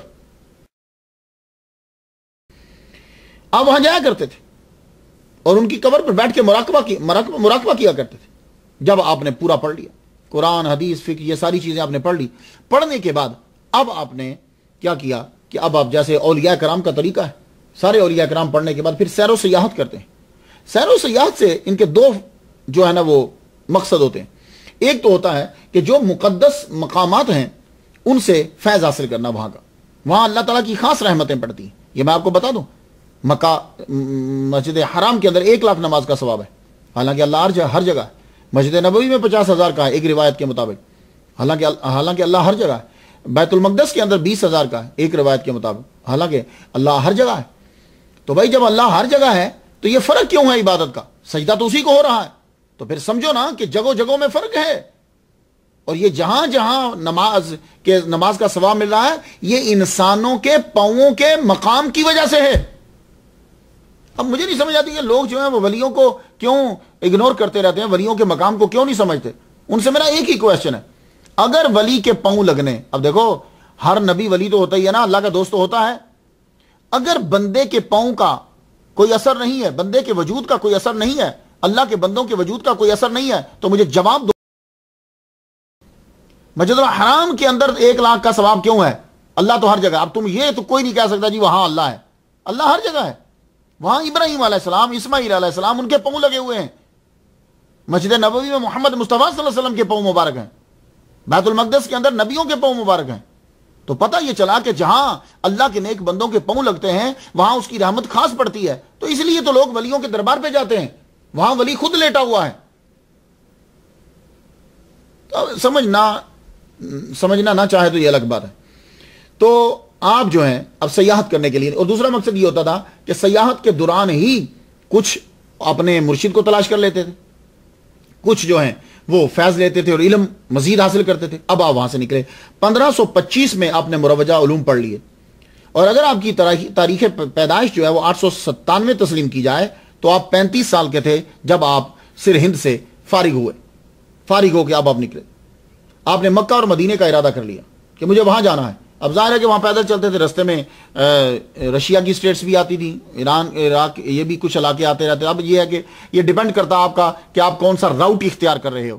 تو ہر دور میں راؤٹ چینج ہوتا ہے، اور جب راؤٹ چینج ہوتا ہے تو مائلج بھی چینج ہوتے ہیں. یہ بات یاد رکھیے گا. اس لیے کسی کو اختلاف ہو جائے، میں سم ٹائم کوئی مائل بیان کرتا ہوں تو وہ یہ نہیں وہ اس دور کے ہیں، اس دور کے، اور پھر طریقہ بھی مختلف ہے، سفر کیسے کر رہے ہو. تو اب آپ نے خراسان، عراق، بصرہ، شام، آگے پیچھے آرڈر میں ہی آگے پیچھے آپ نے ان علاقوں کا سفر کیا. لیکن ایک خاصیت تھی شیخ الہند شیخ سلیم چشتی رحمۃ اللہ علیہ کی کہ جب بھی کبھی حج ہوتا آپ مکہ پہنچتے، اور جب میلاد النبی ہوتا آپ مدینہ پہنچتے. اب اس کے اندر آپ کی کرامت بھی آپ کہہ لیں، اور آپ کا محبت اور شوق بھی آپ کا سمجھ لیجئے. 24 جو ہے وہ آپ نے حج کی ہے، تو 24 میلاد النبی آپ نے اپنی لائف کے اندر سرکار کے روزے کے اوپر پہنچ جاتے تھے. اللہ اکبر جل شانہ. تو اسی سفر کے دوران آپ کو اپنے مرشد بھی مل گئے، قطب العارفین حضرت شیخ ابراہیم چشتی رحمۃ اللہ. یہ 6 واسطوں سے حضرت فضیل بن عیاض کے مرید ہیں اور ان سے فیض یافتہ ہیں. انہوں نے آپ کو خلافت دی اور فرمایا جاؤ تم قلب سلیمانی پر ہو، حضرت سلیمان علیہ السلام کے قلب پر ہو. کیا مطلب؟ کہ تمہیں کشف دیا، جن تمہارے انڈر کی ہے. ہر ولی کسی نہ کسی نبی کے قلب پر ہوتا ہے، اور یہ شیخ الہند شیخ سلیم چشتی رحمۃ اللہ علیہ جو ہیں یہ قلب سلیمانی پر ہیں، سلیمان علیہ السلام کے قلب. کیا مطلب؟ ان کے پاس کشف بہت زیادہ تھا، جن ان کے اندر تھے، پریاں ان کے اندر تھی. اچھی جن جو ہوتی ہیں نا فیمیل، ان کو پریاں بولتے ہیں، اور جو بری ہوتی ہیں انہیں چڑیل بول دیتے ہیں. یہ ایک سادہ سی ڈیفینیشن کر رہا ہوں میں. تو آپ کو، اور دولت، جاؤ، کیونکہ حضرت سلیمان علیہ السلام بھی بہت امیر تھے، جاؤ. اب حضرت سلیمان علیہ السلام کے قلب پر آپ نے کہا میں تمہیں اجازت دیتا ہوں. اللہ اکبر. 10 سال کا عرصہ آپ نے مکہ اور مدینہ میں گزارا. یہ آپ کا پہلا ٹرپ ہے کہ جو آپ نے ظاہری علم حاصل کرنے کے بعد آپ سرہند سے روانہ ہوتے ہیں، اس کے بعد پھر آپ واپس آئے. جب آپ واپس آئے تو اسی روٹ کو اختیار کرتے کرتے آپ سیکری پہنچے سیدھا. یہ سیکری اس دور میں بھی ابھی بھی یہ ترقی یافتہ نہیں تھا. جھاڑیاں تھی، پہاڑی تھی، غار تھی، یہ چیزیں تھی، اتنے مکانات بھی نہیں تھے، لیکن لوگ وہاں رہتے تھے. یہ سیکری ایک پہاڑی ویران علاقہ تھا. آپ نے ایک غار میں چلنا شروع کر دیا. سخت سردی پڑتی، کوسانی علاقہ، پہاڑی علاقے کے اوپر آپ کو پتا کہ سردی جو ہے وہ زیادہ پڑتی ہے. تو آپ وہاں ایک غار، اسی غار کے اندر جو ہے وہ چلا کرتے. اب آپ نے وہ جہاد والا لباس جو ہے وہ اتار دیا. سخت شدید سردی کے اندر آپ ململ کا پتلا جو ہے بری ململ کا جو ہے وہ کرتا پہنتے. اب آپ نے وصال کے روزے رکھنے شروع کر دیے. کم از کم جو آپ افطار کرتے وہ 7 دن کے بعد آپ کرتے. اور افطار روزہ جو آپ کرتے شیخ سلیم چشتی رحمۃ اللہ علیہ تربوز کا کچھ حصہ لے لیتے. میں نے آپ کی سوانح عمری کے اندر میں یہ پڑھتا ہوں کہ آپ جو ہیں وہ زیادہ تر سبزیاں یا زیادہ تر آپ ٹھنڈی چیز جو ہے وہ استعمال کرتے تھے. ایون کہ جب آپ پانی بھی استعمال کرتے تھے تو پانی کسی کو یہ نہیں کہا کرتے تھے کہ پانی گرم کر کے لاؤ, پانی ٹھنڈا استعمال کرتے تھے. اور آپ نے روزانہ غسل بھی کرنا ہوتا تھا, ٹھنڈے پانی سے آپ وضو فرماتے تھے. اب آپ جب چلا کرنے لگے, اللہ اکبر جل شانہ, وہاں آپ نے خانقاہ جو ہے وہ بنائی. خانقاہ جب جتنا پیسہ تھا جو تھا ویسے اپنے خانقاہ بنا دی. خانقاہ بنانے کے بعد لنگر جو ہے وہ جتنا خرچہ ہوتا ہے, جتنا موجود ہوتا, اللہ کی راہ میں تقسیم کرنے لگے. اب کیا ہوا کہ لوگ آپ کے پاس آنے لگے, طلباء آتے, آپ کے ظاہری علم آپ کے پاس آ کر پڑھنے لگے, اور صوفیاء آتے, آپ سے اپنی منازل جو ہے وہ طے کروانے لگے. لوگوں کو کھانا مل رہا ہے, لوگوں کو تعلیم مل رہی ہے. سیکری سے یہ شہرت نکل کر دہلی, آگرہ تک پہنچی, اور آپ کے علم کا جو ہے وہ توتی بولنے لگے. لوگ آتے, آپ ان کو علم ظاہری اور علم باطنی جو ہے دونوں عطا فرماتے. طلباء علم میں بڑھتے, صوفیاء منازل طے کرتے. خانقاہ سیکری ہر خاص و عام کی توجہ کا مرکز بن گئی. یہ بات عمرہ تک پہنچی جب آپ کے علم اور آپ کا تجربہ, آپ کا فیض, آپ کی روحانیت, جب اس کی شہرت جو ہے وہ ہوا کے دوش پہ پرواز کرتی ہوئی درباروں میں پہنچی, تو پھر شیر شاہ سوری کی اولاد جو ہے, یہ لوگ جو ہیں, یہ سوری خاندان, خاص طور پر اسلام شاہ جو ہے یہ آپ کا دیوانہ ہوا. یہ کبھی آپ نے شیر شاہ سوری کا نام تو سنا کہ سوری, یہ سوری کیا ہوتا ہے مختلف زبان کے اندر؟ یہ اصل میں پشتو زبان کا لفظ ہے یہ, کیونکہ یہ خود پٹھان تھے. یہ سور, اس کے آگے یہ نسبتی, سور کہتے ہیں ریڈ کلر کو, ریڈ سرن, تو سوری, تو یہ ان کے ساتھ لگتا ہے, یہ پشتو زبان کا لفظ. کے بعد جب اسلام شاہ, یہ اسلام شاہ کا اصل نام جو ہے وہ جلال خان سوری تھا. یہ جلال خان سوری جو ہے یہ ذرا اخلاق کا اچھا تھا, اسے عمرا بھی پسند کرتے تھے, درباری بھی, ابا بھی اسے پسند کرتے. تو ابا اپنی زندگی کے اندر ہی جلال خان کو, جس نے بعد میں اپنا نام اسلام شاہ جو ہے استعمال کیا, اس کو بادشاہ بنا کے وہ چلا گیا. جب شیر شاہ سوری کا وصال ہوا تو اس کے بڑے بھائی عادل خان نے بغاوت کر دی. عادل شاہ نے بغاوت کر دی. اس نے کہا کہ میں اس کو اپنا سلطان کنگ تسلیم نہیں کرتا. اب اسلام شاہ جو ہے اس وقت آگرے میں تھا. اسلام شاہ کو جب پتا چلا کہ عادل خان جو ہے اس کے قریب بھی فوج جمع ہو گئی ہے, اب وہ میرے اوپر حملہ کرنا چاہتا ہے, تو اسلام شاہ نے آگرہ سے اپنا خاص نمائندہ شیخ الہند شیخ سلیم چشتی رحمۃ اللہ علیہ کے خانقاہ میں بھیجا کہ آپ میرے لیے دعا فرمائیں. تو شیخ سلیم چشتی رحمۃ اللہ علیہ نے پھر اسلام شاہ سوری کے لیے جو ہے وہ دعا کی. دعا کرنے کے بعد آپ نے اس کو کہا کہ جاؤ اسلام شاہ سے یہ کہہ دو کہ آگرہ میں جنگ ہوگی, ہونے دو, تم اپنے گھوڑے پر بیٹھ کر جب باہر نکلو گے ایک راؤنڈ لگانا, اور جب تم راؤنڈ لگاؤ گے تو پھر تم وہ جو فوج عادل خان کے ساتھ ملی ہوئی ہے وہ تمہارے ساتھ مل جائیں گی. تو جو عادل شاہ نے اپنے بھائی اسلام شاہ کے اوپر جب حملہ کر دیا, تو جنگ جب شروع ہونے لگی تو اسلام شاہ نے ان کی ہدایت پر عمل کرتے ہوئے اپنے گھوڑے پر بیٹھ کر, اب جب اس نے راؤنڈ لگایا تو عادل شاہ کی فوج میں سے لوگ نکل کر اسلام شاہ کے ساتھ شامل ہو گئے. اب جب شامل ہوئے تو ولی کامل کی بات سچ ثابت ہوئی اور اس کو فتح نصیب ہوگی. اب جب فتح ہوئی تو اور شیخ سلیم چشتی رحمۃ اللہ علیہ کی شہرت جو ہے وہ اور آگے پھیلی. اب تو عمرا بھی آپ کے دربار پر آنے لگے, خانقاہ کو عروج مل گیا. اب خانقاہ کے اندر لنگر زیادہ تعداد میں پکنے لگا, طلباء زیادہ تعداد میں آنے لگے, صوفیاء کرام زیادہ رہنے لگے, خانقاہ جو ہے وہ آباد ہوگی. لیکن ولی کے سلسلے میں کوئی فرق نہیں پڑا. آپ کا رہن سہن وہی باریک کپڑا, اور وہی 7-7 8-8 دن, اور بعض اوقات تو 3-3 4-4 ماہ تک شیخ سلیم چشتی رحمۃ اللہ علیہ کچھ بھی نہ کھاتے, عبادت کرتے رہتے. لیکن ایک بات یاد رکھیے گا, اکثر ہم لفظ استعمال کرتے ہیں جی وہ چلے میں بیٹھ گئے, تو یہ چلے میں جو بیٹھتے ہیں تو بیچ میں وقفہ بھی ہوتا تھا. اب چلے کی کئی اقسام ہوتی ہیں, کچھ اوقات بھی ہوتے ہیں, کچھ ایسا ہوتا ہے کہ بالکل کسی سے نہیں ملنا, کچھ ہوتا ہے کہ کچھ وقت مقرر ہوتا ہے, اس کے بعد آپ تبلیغ کر سکتے ہو. تو اولیاء کرام ایسا کرتے تھے کہ تبلیغ اور تربیت کے لیے, کیونکہ وہ بھی تو دین ہی ہے, اس کے لیے نکلتے, نماز کے لیے جو ہے اولیاء کرام جو ہے وہ نکلتے تھے. تو یہ سلسلہ جاری رہتا تھا. تو آپ پڑھانے کے لیے بھی باہر نکلتے. اللہ اکبر جل شانہ, آپ کے عقیدت مندوں کی تعداد جو ہے وہ تعداد بڑھنے لگی. اللہ اپنے بندوں کی شان کو خود بڑھاتا ہے, اور اس کا کوئی نہ کوئی وہ طریقہ بنا دیتا ہے, کوئی سبب بنا دیتا ہے. اس کی دعا قبول ہو گئی, اس کی بات پوری ہو گئی, بادشاہوں کو اس کے دربار پہ جھکا دیا. اللہ اکبر, اس کی موج ہے, وہ کسی کو بھی. اللہم مالک الملک تؤتی الملک من تشاء, اللہم مالک الملک تؤتی الملک من تشاء وتنزع الملک ممن تشاء وتعز من تشاء وتذل من تشاء بیدک الخیر انک علی کل شیء قدیر. وتعز من تشاء وتذل من تشاء بیدک الخیر انک علی کل شیء قدیر. ہر شے اس کے قبضہ قدرت میں ہے, وہ جسے چاہے عزت دے, جسے چاہے وہ ذلت دے دے, ملک چھین لے, ملک عطا کر دے. اللہ اکبر جل شانہ. تو وہ سبب بناتا ہے پھر اپنے نیک بندے کو, اس کی شہرت ہو جاتی. इस्लाम शाह 1545 से 1554 तक बादशाह रहा। 22 नवंबर को इसकी मौत हुई, तो इसके मौत के बाद इसके 12 साला बेटे को जो है वो बादशाह बना दिया गया। लेकिन उसके बेटे को मोहम्मद मुबारिज खान ने इसके बेटे को जो है वो कत्ल कर दिया। अब क्या हुआ, एक मर्तबा फिर, पहले आप सीकरी छोड़कर गए थे सिरहिंद, सिरहिंद से मक्का गए थे, मक्का से सीकरी आए थे, अब आपको फिर सीकरी छोड़नी। हीमो की वजह से आपको बड़ी तकलीफ जो है वो उठाना पड़ी। अब हीमो क्या है, तो आप भी मेरी तरह सोचते होंगे कि ये हीमो कौन है। ये असल में एक हिंदू ताजिर था। ये अपनी तिजारत में बढ़ता बढ़ता बढ़ता इसने इस्लाम शाह के दरबार तक रसाई हासिल कर ली, लेकिन इस्लाम शाह के दरबार में इसको कुछ ज़्यादा कोई बेनिफिट ना मिला। वैसे भी इस्लाम शाह जो है वो आगरा से मूव हुआ, तो उसके बाद इसने आदिल शाह के दरबार के अंदर रसाई हासिल की। तो इतना बड़ा कि आदिल शाह का वजीर बन गया, वजीर भी बन गया और कमांडर इन चीफ भी बन गया। और आदिल खान के मरने के बाद ये किंग बन गया। हिंदू बहुत खुश हुए, भाई होना भी चाहिए था, क्योंकि उनकी कौम का एक आदमी बड़े अरसे के बाद जो है वो हिंदुस्तान के ऊपर इतनी पावर के साथ काबिज हुआ है। अब हीमो जिधर जाता हर चीज उड़ाता चला जाता। मुसलमान आते इसके बराबर में, लेकिन बावजूद ताकत होने के बाद पता नहीं क्या होता कि हार जाते।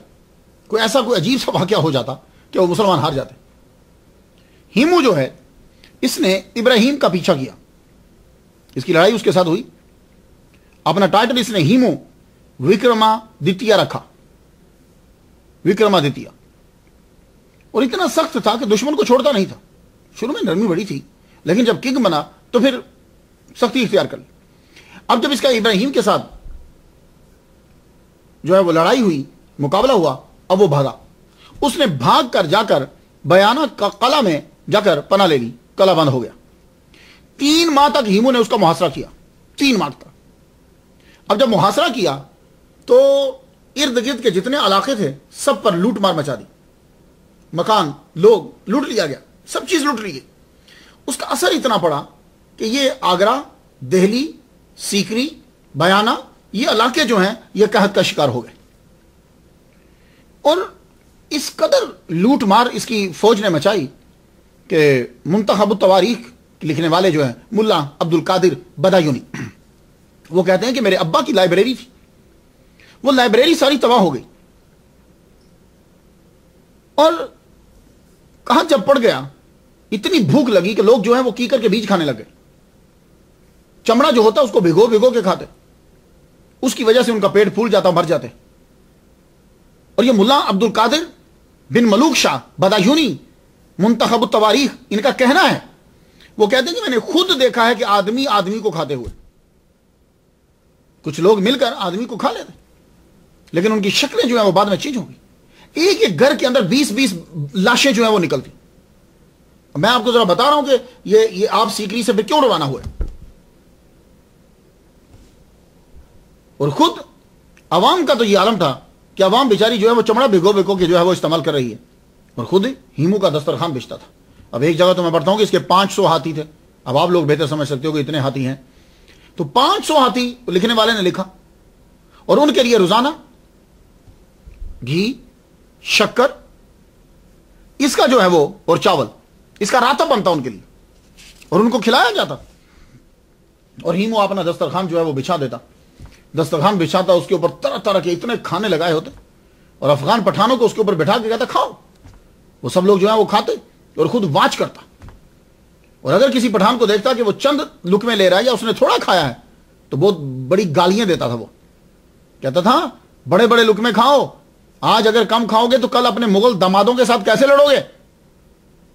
ये हालत हो गई थी अफगान। तो अब उसने क्या किया कि जो इस्लाम शाह के दोस्त थे, एक नफसियाती सी बात है, जो इस्लाम शाह के दोस्त थे, जाहिर है कि ये आदिल शाह का वजीर आजम था, तो जो इस्लाम शाह के दोस्त थे उनको इसने तरह तरह से तंग किया। तो जाहिर है कि इस्लाम शाह जो है वो अकीदत रखता था, शेखुल हिंद शेख सलीम चिश्ती रहमतुल्लाह अलैह से भी अकीदत रखता था। अब वो कहत का असर खानकाह में भी पड़ा। वहां जो तुलाबा रहते थे, जो सूफिया जो रहते थे, रसद उनकी बंद कर दी गई, और वैसे भी चीज कहीं से नहीं मिल रही। अब वहां से आपको हुक्म हुआ कि आप यहां से रवाना होकर मक्का पहुंचिए। आपकी फैमिली तो वहीं रही, आप वहां से पैदल रवाना हो गए। आपने मक्का शरीफ जाकर मुजावरी की। 10 साल का फिर एक अरसा है कि जो आपने अरब और अजम में गुजारा। لیکن یہ عرصہ جو ہے یہ آپ کا مجاوری میں گزرا. آپ حج کے موسم میں مکہ میں پہنچتے اور میلاد النبی کے موسم میں مدینہ میں پہنچتے. سرکار صلی اللہ علیہ وسلم کے در پر مجاوری کرتے.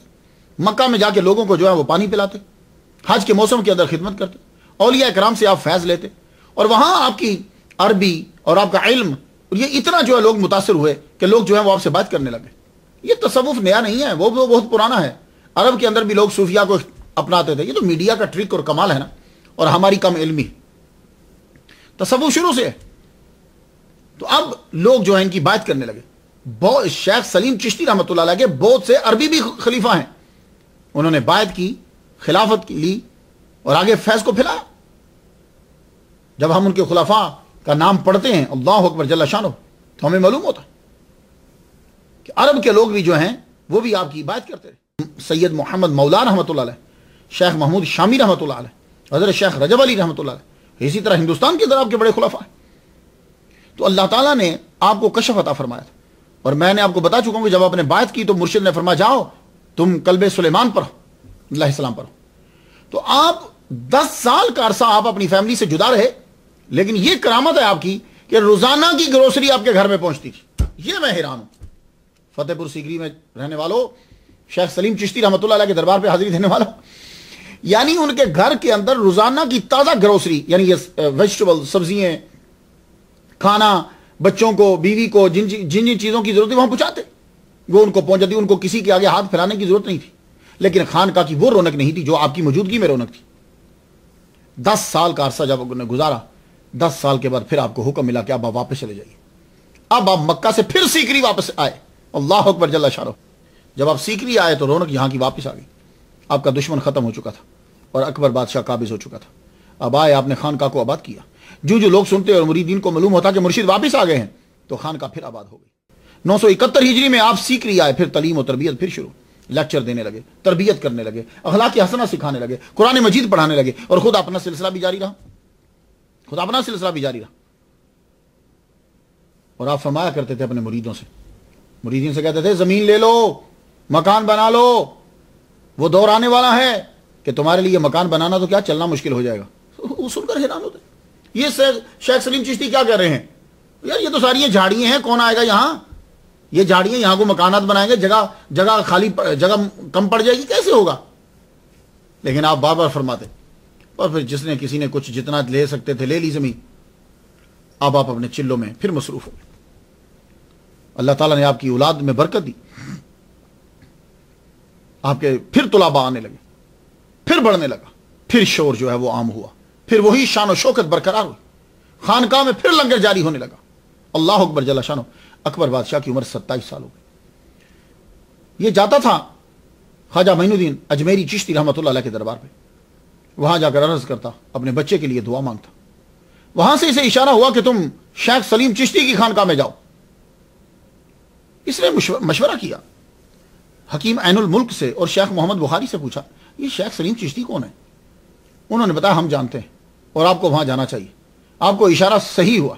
تو اکبر بادشاہ اب ننگے پاؤں سیکری کی طرف شیخ سلیم چشتی رحمۃ اللہ علیہ کی خانقاہ کی طرف بڑھا. آپ اس وقت جہاں بیٹھتے تھے اس کے اوپر آپ نے ایک کمرہ بنایا ہوا تھا. اس کمرے میں آپ چلا کرتے تھے, یعنی سیکلوشن, جو مراقبہ وغیرہ کرنا ہوتا آپ وہیں جاتے تھے. وہ اوپر ہی تھا. بتایا گیا کہ اکبر بادشاہ آئے ہیں. ہم نے کہا اچھا ٹھیک ہے ہم آتے ہیں. آپ آئے نیچے تو دیکھا اسے کہ وہ ہاتھ باندھ کے اور ننگے پاؤں یوں کھڑا ہے آپ کے سامنے. آپ نے فرمایا کدھر آئے ہو, دعا کیجئے. کہنے لگے کہ مجھے اس لیے آیا ہوں, مجھے بیٹا چاہیے, دعا کرو اللہ بیٹا دے. آپ نے آنکھ بند کی اور آپ کشف میں اور جذب میں, یہ آپ کی 2 خصوصیات بڑی زبردست.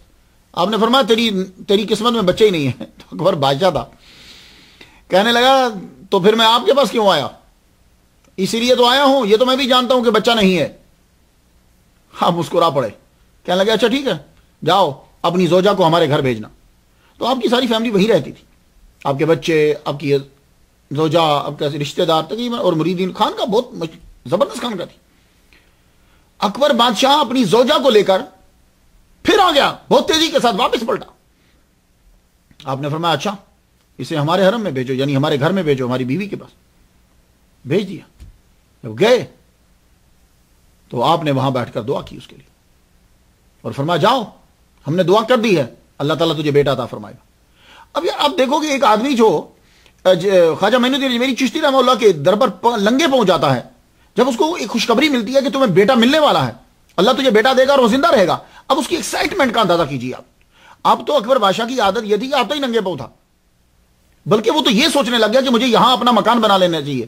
تو ایک دن اس نے اپنی سوچ کو عملی جامہ پہنا دیا، اس نے کہا کہ بابا کی جہاں خانقاہ ہے، خانقاہ کے ساتھ ایک محل بنایا جائے، اس کا نام تھا رنگ محل، ایک محل بنایا جائے کہ جہاں ہماری زوجہ رہے۔ اور ایک تفسیر کے اندر تو میں ایک تو کتاب کے اندر میں یہ پڑھتا ہوں کہ وہ آپ کی بیوییں اور خود رہتے ہی شیخ سلیم چشتی رحمۃ اللہ علیہ کے گھر کے اندر تھے، یعنی شیخ سلیم چشتی بادشاہ کے خاندان میں شامل ہو گئے، بادشاہ کا خاندان اس صوفی کے خاندان میں شامل ہو گیا۔ جیسے ایک اجنبی سے پردہ کیا جاتا ہے، اجنبیت ختم ہو گئی، ملکہ جو ہے وہ ملکائیں پردہ نہیں کر رہی، شہزادے جو ہیں وہ وہاں رہ رہے، جو بھی تھے جتنے عمرات تھے، یعنی جو ان کی فیملی تھی اکبر بادشاہ کی، اللہ اکبر جل شانہ۔ تو آپ نے فرمایا ٹھیک ہے تم رہو۔ سفر کا مہینہ شروع ہوا، سفر کا مہینہ، اکبر بادشاہ اپنی بیوی کو مستقل وہاں چھوڑ گیا۔ اب ایک روایت یہ ہے کہ جہاں آپ بیٹھتے تھے اس کے اوپر ایک کمرہ تھا جس میں آپ چلا کرتے تھے، اس کمرے کے اندر آپ رہنے لگی، اور ایک یہ ہے کہ ساتھ رنگ محل بنا دیا، وہ آپ اگر جائیں گے تو آپ کو معلوم ہو جائے گا۔ تو وہاں بنا دیا، وہ محل بنایا اور وہاں وہ رہتی تھی، لیکن کہاں بھی یہ محل بھی تو قریبی ہے نا، اگر یہاں نہیں تو یہاں بات تو ایک ہی ہے۔ وہ پھر وقت آ گیا جس وقت میں اللہ تعالیٰ نے ولی کی بات کو پورا کرنا ہے۔ کیوں؟ یہاں کچھ لوگ تو شرارت بازی کریں گے، او اللہ نے نہیں لکھا تو ایک ولی اللہ سے بڑھ گیا، یہ شرارت بازی ہوتی ہے۔ اب اللہ نے نہیں لکھا تو شیخ سلیم چشتی رحمۃ اللہ علیہ دعا کر رہے ہیں تو اللہ پوری کیوں کر رہا ہے؟ بھائی اللہ نے خود پرومس کیا ہوا ہے، تو اب کیا کہو گے کہ اللہ تعالیٰ نعوذ باللہ اپنے وعدے چھوڑ دے گا؟ جائیے جا کر حدیث پڑھیے، اللہ تعالیٰ نے، حدیث تو طویل ہے، آخری جملہ ہے وَإِنْ سَأَلَنِي لَأُوتِيَنَّهُ۔ حضور فرماتے ہیں کہ اللہ تعالیٰ نے یہ کہا ہے کہ وہ اللہ کا بندہ، جو میرا بندہ ہے، جو میرا محبوب ہے، جس کے میں کان بن گیا ہوں، آنکھیں بن گیا ہوں، ہاتھ بن گیا ہوں، وہ جب مجھ سے اگر سوال کرے گا تو لَأُوتِيَنَّهُ۔ اب یہ عربی گرامر والا ہی سمجھے گا، لام تقید بنون سکیلہ ہے۔ اب لام تقید بنون سکیلہ کا مطلب معلوم ہے کیا ہوتا ہے؟ سادہ ترجمہ کروں، ضرور اس کی دعا کا جواب دوں گا اور قبول کروں گا۔ تو وَإِنْ سَأَلَنِي لَأُوتِيَنَّهُ۔ اب جب اللہ کہہ رہا ہے کہ میں ضرور قبول کروں گا، تو ہم لوگوں کو اتنے عرصے کے بعد اٹھ کر ایک ولی کے ساتھ بدتمیزی کرنے کی ضرورت کیا ہے؟ میری سمجھ میں نہیں آتا۔ اب یہ بھی تو حدیث ہے نا، حدیث قدسی ہے۔ تو وَإِنْ سَأَلَنِي لَأُوتِيَنَّهُ، آپ نے دعا کی، اللہ نے دعا کو قبول کیا۔ اب جب بیٹا، اب انتظار ہے اس نے آرڈر دے دیا اکبر بادشاہ نے کہ یہ منصوبے میں شامل کیا جائے کہ یہاں بہت بڑی خانقاہ تعمیر کی جائے گی۔ اب جو بچے کی ولادت قریب آ رہی ہے، خانقاہ تعمیر کی جائے گی، مسجد بہت بڑی سرخ پتھر استعمال کیے جائیں، زبردست مسجد اور بڑھیا مسجد جو ہے وہ بنائی۔ شیخ کے مکان میں شمالی دلان تھا اور اسے مجلسی دلان بھی کہتے تھے، یہاں شیخ الہند بیٹھتے تھے، اس کی چھت پہ جو ہے وہ کمرہ تھا، وہاں پر آپ چلا کرتے تھے۔ سفر کے مہینے میں بادشاہ کی زوجہ جو ہے وہ اسی کمرے میں آئیں، بادشاہ بھی تقریباً وہیں رہنے لگ گیا، اور اللہ تعالیٰ نے پھر 17 ربیع الاول 977 ہجری صبح 7 بجے اکبر کے ہاں بچے کی ولادت ہوئی۔ اس کی زوجہ نے جب بچہ جنا، اللہ تعالیٰ نے یوں عزت بڑھا دی شیخ سلیم چشتی رحمہ اللہ۔ بادشاہ اتنا خوش ہوا، خانقاہ کے اندر جتنے بھی اس وقت طلباء اور صوفیاء جتنے بھی خانقاہ تھے، یوں مٹھیاں بھر کے، ایک مٹھی سونے کی بھرتا یوں دیتا، پھر مٹھی سونے کی بھرتا یوں دیتا، مٹھی سونے کی بھرتا یوں دیتا، سب کو بانٹا۔ 7 دن تک خانقاہ کے اندر جشن، 7 دن۔ اور اس کے بعد اب سوال یہ پیدا ہوا کہ نام کیا رکھا جائے؟ تو اکبر بادشاہ نے کہا چونکہ یہ میرا بیٹا شیخ الہند شیخ سلیم چشتی رحمۃ اللہ علیہ کی دعا سے پیدا ہوا ہے، اس کا نام بھی سلیم رکھیں گے۔ تو اکبر بادشاہ نے اپنے بیٹے کا نام سلیم جو رکھا وہ شیخ الہند حضرت شیخ سلیم چشتی فروکی رحمۃ اللہ علیہ کے نام پر رکھا۔ لیکن ادب کتنا کرتا تھا وہ، بادشاہ اولیاء کرام کا ادب کیا کرتے تھے، تو ادب وہ اتنا کرتا تھا، اپنے بیٹے کو سلیم کہہ کے نہیں بلاتا تھا۔ کیوں؟ یہ بے ادبی ہوگی، نام تو سلیم رکھ دیا، شیخو کہہ کے بلایا کرتا تھا۔ تو سلیم اپنے بیٹے کا نام وہ نہیں بلاتا۔ اب اس نے آرڈر دے دیا خانقاہ کو بنایا جائے، خانقاہ بننے لگی، مسجد بنا۔ 5 سال مسجد کو لگ گئے اور 5 لاکھ روپیہ، یہ روپیہ کا نام اس لیے رہا ہوں تاکہ آپ کے ذہن میں آ جائے، اس دور کے اندر جو کرنسی تھی 5 لاکھ جو ہے وہ اس کا استعمال ہوا، اور 5 سال لگے۔ اس کے بعد اس نے اعلان کر دیا کہ دارالحکومت سیکری کو بنا دیا جائے۔ तो दारुल हुकूमत जो है वो सीकरी बना। अब जब दारुल हुकूमत बनता है तो ये बात याद रखिए कि कैपिटल जो होता है वहां सारे ऑफिस वहां आ जाते हैं, बड़े बड़े वजीरों के घर वहां आ जाते हैं, खुद जो है वो वजीर आजम वहां, सदर जो भी है सरबराह वो भी वहीं रहता है। तो जब अकबर बादशाह ने ऐलान कर दिया कि शेख सलीम चिश्ती की खानका जो है इसके गिर्द में बादशाह का महल बनाया जाए, बहुत बड़ी शाही मस्जिद बनाई जाए, यही सारी चीजें बनाई जाए, इसे दारुल हुकूमत बनाया जाए, सारे के सारे लोग जो है उमरा जितने हैं वो वहां आ गए। और अबुल फजल और दूसरे जो उमरा हैं उनके मकानों के निशानात आज भी आपको फतेहपुर सीकरी के अंदर मिलेंगे। जब आ गए, अब जाहिर है कि जब सारे आएंगे तो जमीन ज्यादा खरीदेंगे। तो अब शेख सलीम चिश्ती रहमतुल्लाह अलैह की बात सच साबित हुई। आपने फरमाया था वो जमीन ले लो, वरना एक दौर आएगा कि तुम्हारे लिए मकान बनाना तो क्या चलना मुश्किल हो जाएगा। अब हमाम बनने लगे, बाजार बने, चौक बने, महल बने, मकानात बने, दुकानें बनी। इस तरह यह हाल हो गया कि सीकरी के अंदर से चलना मुश्किल हो गया था। ज़ाहिर है जब बादशाह बैठेगा तो दूसरे नुमाइंदा भी वहीं आएंगे, जब वो आएंगे तो उनका दीवाने खास, दीवाने आम, सारी चीजें जो है वो वही बन गई। अल्लाहु अकबर जल्ल शानहू। और उसके ये अभी तक इसका नाम सीकरी ही था।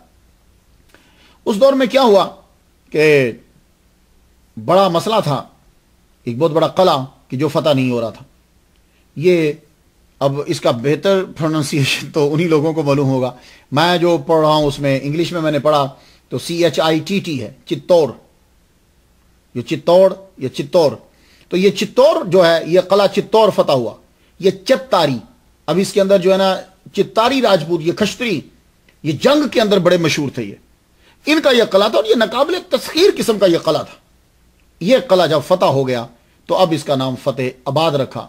तो कुछ लोगों ने कहा नहीं जी फतेह आबाद नहीं ठीक, फतेहपुर होना चाहिए, तो फिर इसका नाम फतेहपुर रख दिया गया। किसी ने कहा गुजरात फतह हुआ था तो इसका नाम फतेह रखा, फतेहपुर सीकरी, फिर यह मशहूर हो गया। तो आज ये फतेहपुर सीकरी जो है वो मशहूर है। आप जाएं तो देखें मस्जिद कमाल की, दरबार कमाल का, और एक मुगल दौर की जो तमीरात है ना उसकी उनमें जबरदस्त जो है वो आपको ये नजर आएंगी। मस्जिद आज भी मस्जिद है, लोग नमाज पढ़ते हैं, कहते हैं कि अब भी मदरसा है। ये आप जरा इसे देखिए।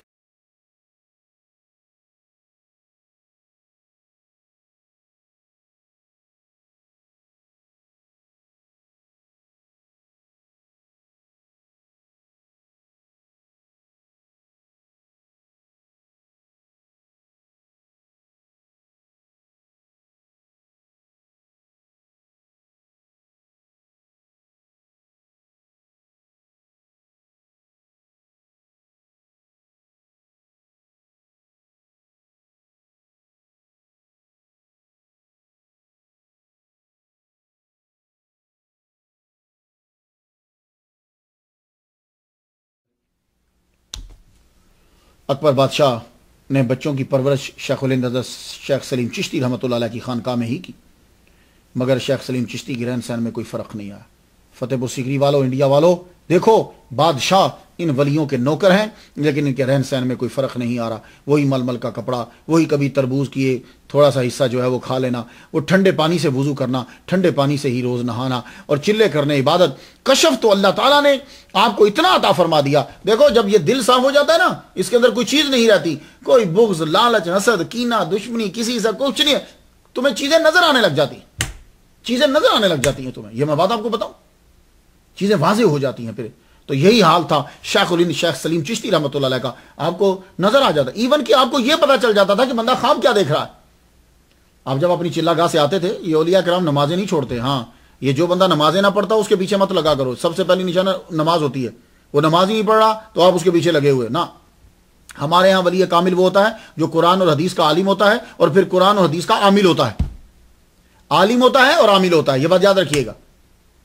तो आप जब जा रहे हैं नमाज पढ़ने के लिए, फजर की नमाज का वक्त है, गए तो खानका के अंदर आपको मालूम है कि तुलाबा सूफिया सोए होते थे। तो आप जरा जल्दी उठे, तो जब जाने लगे तो रास्ते में देखा कि एक सूफी जो है वो लेटा हुआ है। तो आप उसके सर पे खड़े होकर उसको उठाया, उठो। और जब उठा तो फरमाने लगे फकीरों के लिए अच्छा नहीं है लड़ना, फकीरों के लिए लड़ना अच्छा नहीं है। तो वो समझ गए क्योंकि वो ख्वाब के अंदर किसी से लड़ रहे थे। तो शेख सलीम चिश्ती रहमतुल्लाह अलैह को यह भी पता चल गया ये बंदा ख्वाब में किसी से लड़ रहा। ये होता है वलियों का मकाम, अल्लाह अकबर जल्ल शानो। तो अब जिसने दुनिया में आना है उसने आखिर जाना भी है। आप रमजानुल मुबारक में इत्काफ बैठा करते थे, ये भी नबी की सुन्नत। देखा आपने हमारे वली किस तरह नबी की सुन्नत पर अमल करते हैं। تو شیخ سلیم چشتی رحمۃ اللہ علیہ رمضان المبارک کے اندر آپ اعتکاف بیٹھ جا کرتے تھے. 29 رمضان المبارک 979، بعض نے 980 بھی بیان کیا ہے. اب دیکھیے تاریخوں کے اندر چونکہ یقینی طور پر نہیں ہے، اس لیے آپ سے میں معذرت چاہتا ہوں. 980 یا 979، بعض اوقات ایسا ہوتا ہے کہ 1-2 مہینے کے فرق کی وجہ سے سن میں بھی فرق آ جاتا ہے. 29 رمضان المبارک کو آپ دنیا سے رخصت ہو گئے، اور آپ نے اپنے قبر کے لیے پہلے سے ہی جگہ مختص کر دی تھی، اور وہ جگہ آپ کی اپنی تھی، اور آپ نے لوگوں کو بتا دیا تھا کہ میری قبر یہاں بنانی ہے. تو انہوں نے قبر ہی بتایا، یہ نہیں بتایا تھا کہ یہاں بیٹھ کر قرآن پاک پڑھا جائے گا یا یہاں یہ اس لیے نہ، آپ نے فرمایا تھا یہاں میں نے فوت ہونا ہے، تو پہلے ہی بتا دیا، کوئی اور جگہ نہیں بتائی. اور پھر اپنے پیسوں سے وہ زمین لی، وہ آپ کے اپنے پیسوں کی تھی، تو وہاں لوگوں نے آپ کو وہیں جو ہے وہ دفنا دیا. جنازہ ہوا، دربار کے اندر بھی فاتحہ پڑھی. بادشاہ اور عمرا سب کے سب جو ہیں ان کی آنکھیں نم تھی. شیخ سلیم چشتی رحمۃ اللہ علیہ دنیا سے جو ہے وہ چلے گئے. اللہ اکبر جل شانہ. شاہی خاندان کا ہر فرد جو ہے وہ افسردہ تھا. بادشاہ کے حکم سے خانقاہ اور دربار، مسجد، مدرسہ زبردست جو ہے وہ بنایا گیا. آج بھی اگر آپ دربار میں حاضری دیں تو آپ کو معلوم ہو، اللہ اکبر جل شانہ. لیکن ایک بات میں آپ کو بتاتا جاؤں، اکبر کا دربار ختم ہو گیا. اکبر کا دربار ختم ہو گیا، لیکن ولی کامل کا دربار آج بھی موجود ہے. بادشاہوں نے بھی حاضری دی ہے، علماء بھی حاضری دیتے ہیں. ابھی حال ہی میں کچھ عرصہ پہلے ہشام قبانی وہاں گئے ہوئے تھے، میں حیران ہو گیا ان کو دیکھ کے. ہشام قبانی وہاں گئے ہوئے تھے، وہاں قوالی سنی، وہاں زیارت کی انہوں نے. بہت بڑے صوفی ہیں ہشام قبانی، نقشبندیہ سلسلے کے، وہاں گئے ہوئے تھے. لیکن دیکھو اکبر کا دربار ختم ہو گیا، لیکن ولی کامل کا دربار آج بھی ختم نہیں ہوا. اکبر کے دربار میں بندے نظر نہیں آئیں گے، لیکن شیخ سلیم چشتی رحمۃ اللہ کے دربار میں آج بھی بندے نظر آئیں گے.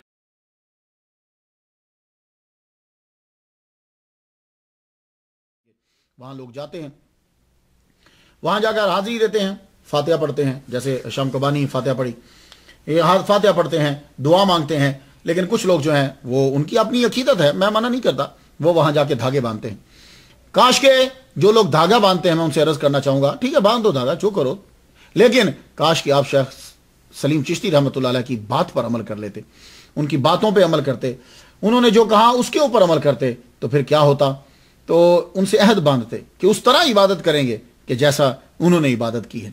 وہ دھاگا باندھتے ہوئے بس یہ بھی ذرا تھوڑا سا کہہ دیا کرے، شیخ سلیم چشتی اللہ سے دعا کرو، میں دھاگا اس لیے باندھ رہی ہوں یا باندھ رہا ہوں، اس لیے کہ جیسے آپ عبادت کرتے تھے ویسے میں عبادت کروں، جیسے آپ نماز پڑھتے تھے میں بھی نماز پڑھوں، آپ نے قرآن پڑھا میں بھی قرآن پڑھوں، آپ سردی میں کی راتوں میں اٹھ کر عبادت کرتے تھے میں بھی سردی کی راتوں میں اٹھ کے. یہ دھاگا باندھتے ہوئے یہ کریں، اپنی ایک آرزو لے کے مت جائیں، میں جو کہہ رہا ہوں وہ کریں. ان سے کہیں کہ آپ دعا کیجئے کہ آپ کی طرح ہم بھی عبادت کریں. تو پھر جس خواہش کے لیے تم گئے ہو اس کے لیے دھاگا باندھنے کی ایک کے لیے ضرورت نہیں، اللہ تعالیٰ پھر تمہاری تمام آرزویں جو ہے وہ پوری کر دے گا.